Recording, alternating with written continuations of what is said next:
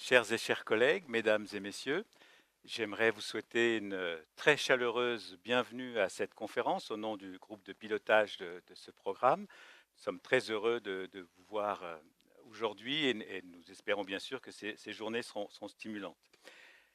Avant toute chose, j'aimerais remercier tout d'abord l'Université de Berne par son recteur, pour son accueil, pour son soutien pour cette manifestation évidemment très importante. J'aimerais aussi remercier les collaboratrices et les collaborateurs de la FEU CRUS et de Swiss Universities qui ont soutenu ce programme au cours des années, notamment Raymond Verlaine et puis Jaromir Bregui et Alexander Asgal plus récemment, et toutes les collaboratrices, collaborateurs qui sont aussi impliqués, et ça a été vraiment fondamental pour ce programme.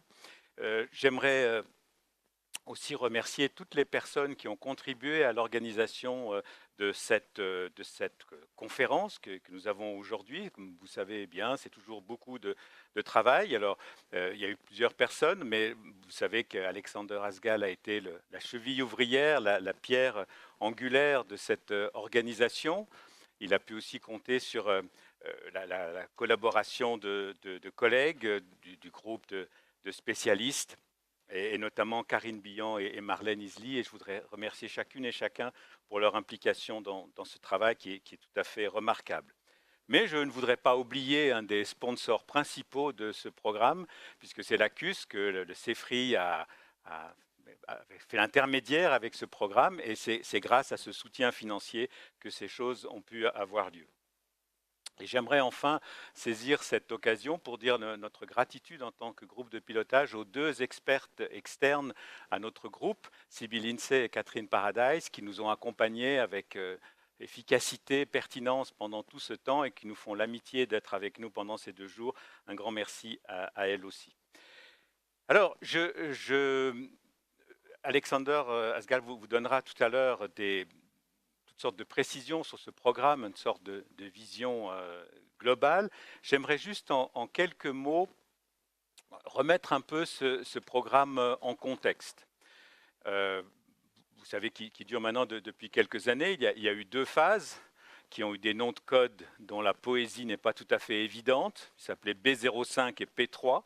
Donc, voilà. Mais globalement, l'idée était franchement de soutenir des façons d'évaluer la recherche, de visibiliser la recherche de façon pertinente et permettant de respecter la diversité. Et ça, c'est fondamentalement l'intention qui était là, et nous allons en reparler pendant ces 2 jours. Alors, pour remettre les choses en contexte, j'aimerais évoquer trois éléments en quelque sorte, et c'est évidemment réducteur. Autonomie et accountability. Un deuxième élément, c'est ranking et vision tubulaire de la recherche.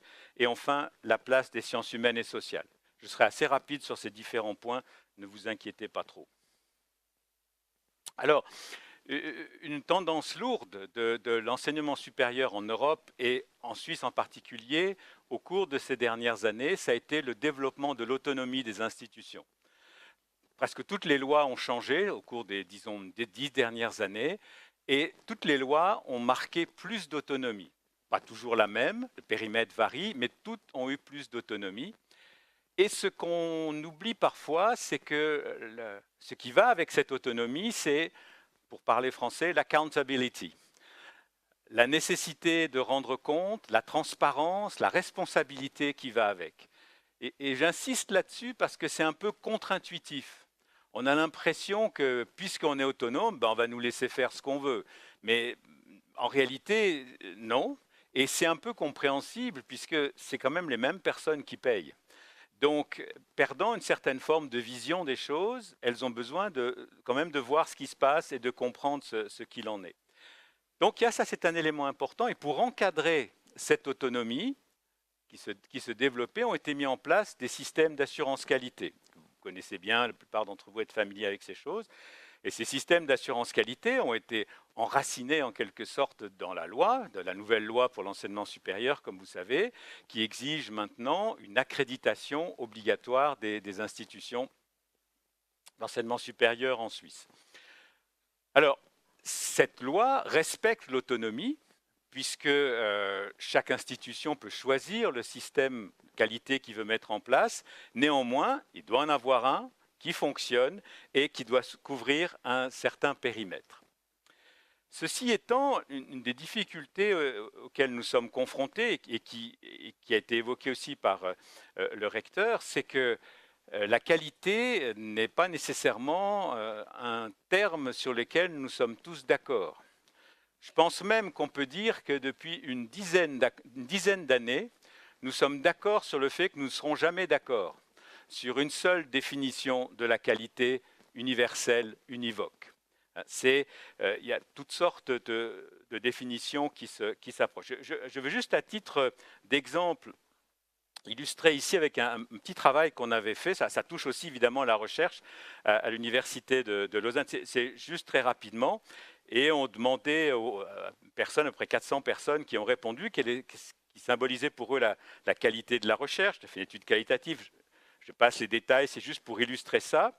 Et vous voyez que pour 30% des personnes qui ont répondu, la qualité de la recherche, elle dépend de la solution à un problème. Une recherche de qualité, c'est une recherche qui apporte une solution à un problème. Pour un quart des personnes, une recherche de qualité, elle s'exprime par le nombre de publications ou les fonds obtenus. Pour 27%, c'est une aventure intellectuelle. On a réussi à assouvir sa curiosité, on a vraiment creusé quelque chose. Et pour 17%, c'est ce qu'on a pu, en quelque sorte, introduire dans l'enseignement. C'est vraiment là ce qui signifie la qualité de la recherche. Alors, ce que je veux évoquer ici, évidemment, c'est pas que c'est des visions uniques, c'est-à-dire ceux qui pensent que la solution à un problème est l'élément majeur ne méprisent pas pour autant l'aventure intellectuelle. Mais ce sont des priorités différentes qui influencent évidemment aussi la façon dont on va évaluer ça. Et ça illustre, à mon avis, un des aspects fondamentaux des systèmes qualité, comme je le raconte à chaque fois, mais parce que c'est toujours vrai, c'est que les systèmes qualité sont toujours des systèmes en tension, parce qu'ils doivent répondre à des besoins et à des attentes différentes. Je prends ici un certain nombre de partenaires, en quelque sorte. Vous voyez ici des autorités politiques, la direction des institutions. Voilà, le recteur nous dit, moi, en tant que recteur, j'ai besoin de savoir, le monde économique qui nous entoure, les académiques, etc., différents groupes. Tout le monde n'a pas les mêmes attentes, tout le monde n'a pas les mêmes intérêts par rapport à la qualité. Et je prends juste pour une illustration, c'est un travail là de 2013, c'est juste pour illustrer, on ne voit pas du tout les détails, mais vous voyez, on a pris ici différents groupes, l'État, l'économie, l'académie et les étudiants, et on leur a demandé, sur un certain nombre de critères, quels étaient les éléments importants de la qualité d'une institution. Voilà, c'est pas important, c'est juste de voir la différence, par exemple. Et il y a une diversité.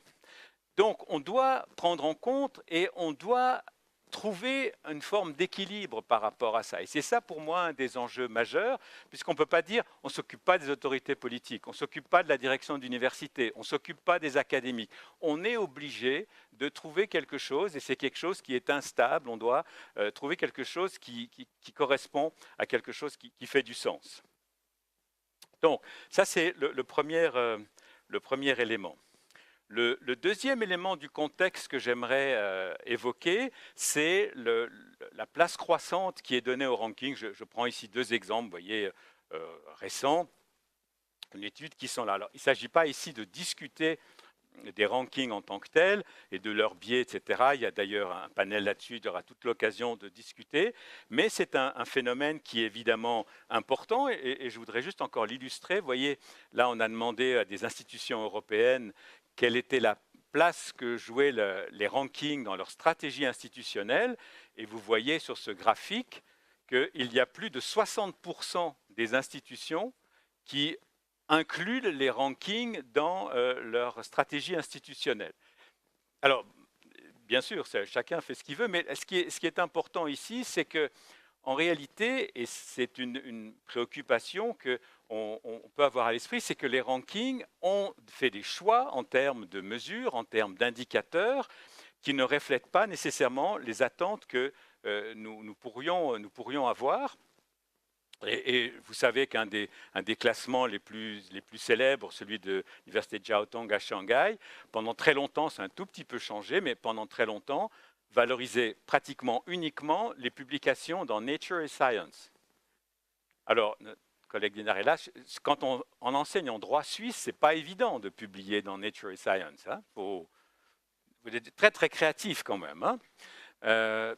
Et donc, voilà, donc ça veut dire que ça introduit un biais et ça pourrait amener à ce que j'ai appelé ici une vision tubulaire de la recherche. Là, vous savez, vision tubulaire, c'est quand on a des lésions de système visuel, pour faire simple, on perd le champ périphérique. Hein, donc on ne voit plus que ce qui est là. Et c'est évidemment un enjeu très important que je voudrais juste un tout petit peu élargir, c'est-à-dire qu'on pourrait se focaliser uniquement sur des indicateurs bibliométriques, une espèce de vision tubulaire là-dessus, avec des indicateurs définis un peu par les rankings, et oublier un panorama beaucoup plus large. Et ce qu'a essayé de faire ce programme, c'est justement d'élargir ce panorama et ne pas se focaliser uniquement sur la bibliométrie, mais aussi tenir compte du fait qu'il y a d'autres supports qui ne se prêtent pas facilement à la bibliométrie, de tenir compte des différences culturelles, disciplinaires. Il y a des disciplines où on publie énormément, d'autres on publie moins, etc., etc., de tenir compte de toutes ces différences, mais aussi de l'impact en dehors de la recherche elle-même. Et vous voyez ici 3 éléments qui sont évoqués. Le transfert en termes de technologie au sens large, ça peut être aussi au niveau des services et dans l'économie au sens très large, aussi dans l'enseignement. On l'évoquait tout à l'heure, c'est un élément très important, le lien entre enseignement et recherche. Donc comment ces éléments sont valorisés et la valeur d'usage de la recherche, c'est-à-dire le fait que la recherche existe, permet à chacune et à chacun de se confronter à de la recherche, d'associer de la recherche, etc. Et une des intentions fondamentales de ce programme était justement d'essayer d'avoir une vision plus large des effets de la recherche et de la façon de visibiliser l'impact de la recherche au-delà de simplement des indicateurs bibliométriques. Et enfin, j'aimerais revenir sur un point qu'a évoqué aussi le recteur, c'est la place des sciences humaines et sociales.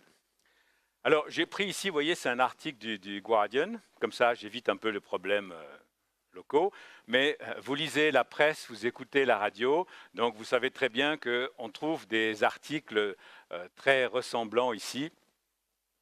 Je n'entrerai pas dans les détails. Alors, il ne s'agit pas ici d'entrer dans une polémique par rapport à ça, mais malgré tout, il y a quand même quelque chose que je trouve assez intéressant de garder à l'esprit, puisque en réalité, les médias, on va dire, il faut toujours trouver un mouton noir à égorger, souvent évoquent cette idée que la technologie va tout résoudre. Hein, c'est toujours un peu, mais la technologie va résoudre tous nos problèmes. Mais chacun ici sait bien que ce n'est pas tout à fait vrai. Prenons un exemple tout simple de l'environnement, de la durabilité de notre planète.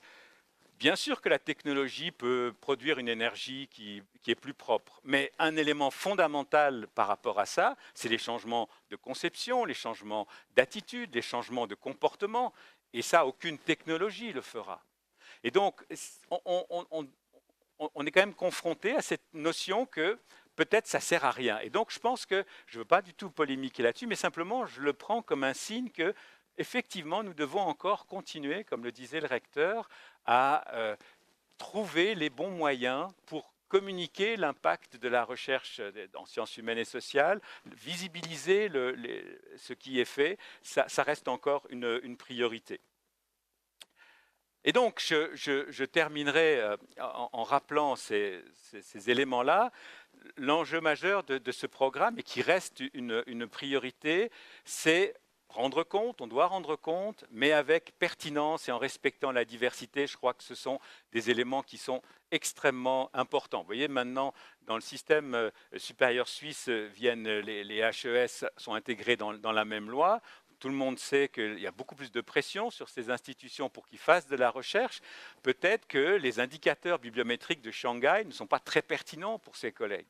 Et donc, il y a des enjeux réels de rendre compte, de progresser, de développer nos activités de recherche, mais avec une pertinence liée à nos activités et en respectant la diversité. Et C'est ce qu'ont essayé de faire tous nos collègues, avec cette idée qu'on va, à travers ça, pouvoir un peu réguler les tensions entre les besoins des différentes parties prenantes. Et j'aimerais ici, très solennellement, rendre hommage à tous nos collègues et collègues qui se sont impliqués dans ces initiatives pendant quelques années, qui ont contribué à la réflexion. Ce sont évidemment des démarches exploratoires dans certains cas, donc elles n'aboutissent pas toujours comme on a prévu, mais elles nous aident à réfléchir, elles nous aident à avancer, elles nous donnent des moyens nouveaux, et je voudrais sincèrement les remercier pour ces apports. Et j'aimerais terminer sur une note un peu lyrique, comme ça. Vous savez que, dans le fond, le cœur du processus de recherche, c'est quand même la créativité. La créativité génère la diversité. La créativité est diverse.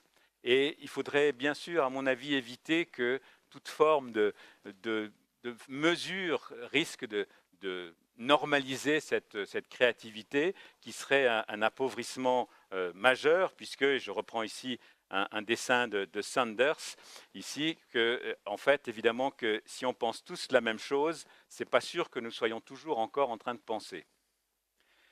Voilà, je vous souhaite une conférence joyeuse et stimulante, et je vous remercie.